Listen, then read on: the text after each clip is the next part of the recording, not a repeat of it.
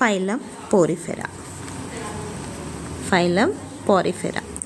అసలు పోరిఫెరా అంటే ఏంటి? పోర్స్ బేరింగ్ యానిమల్స్ని మనం ఫైలం పోరిఫెరా కింద కన్సిడర్ చేస్తాం.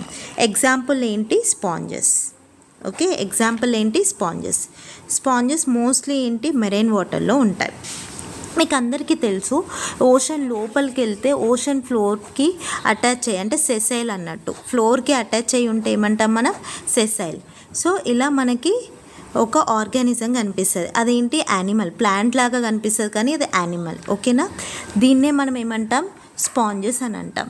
ఓకే, ఈ స్పాంజెస్కి చిన్న చిన్న చిన్న చిన్న పోర్స్ ఉంటాయి. ఓకే, ఈ పోర్స్ని మనం ఏమంటాం? ఆస్ట్రియా అని అంటాం. ఈ పోర్స్ని మనం ఏమంటాం? ఆస్ట్రియా అని అంటాం. ఇక్కడ ఒక పెద్ద ఓపెనింగ్ ఉంది చూడండి, దీన్ని మనం ఏమంటాం? ఆస్కులం అని అంటాం. ఓకే, ఒక సపరేట్ ఒకటి తీసుకొని డ్రా చేద్దాం.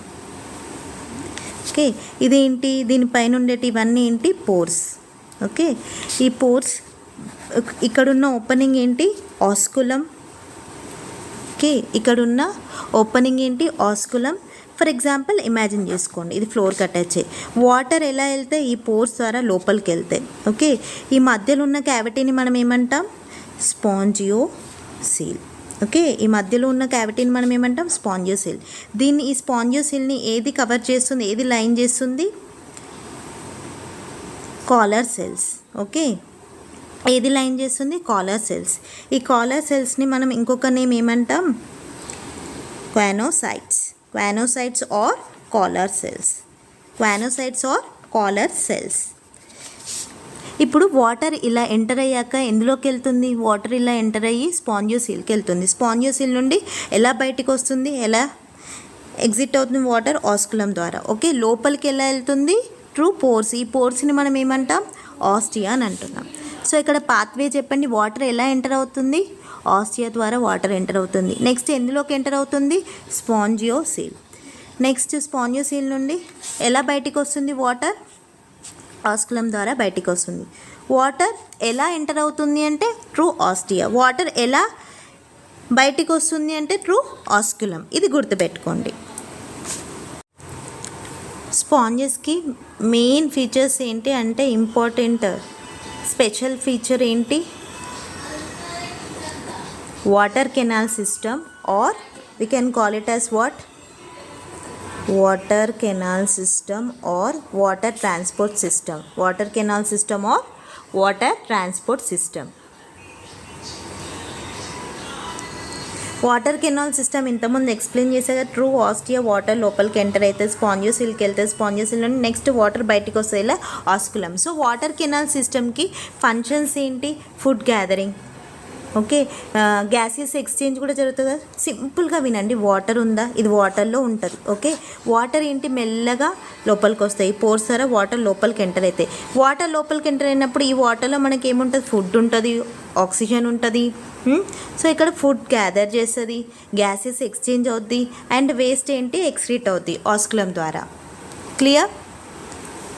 సో ఇది 3 ఫంక్షన్స్. ఏముంటుంది? ఫుడ్ గ్యాదరింగ్ ఒక ఫంక్షన్.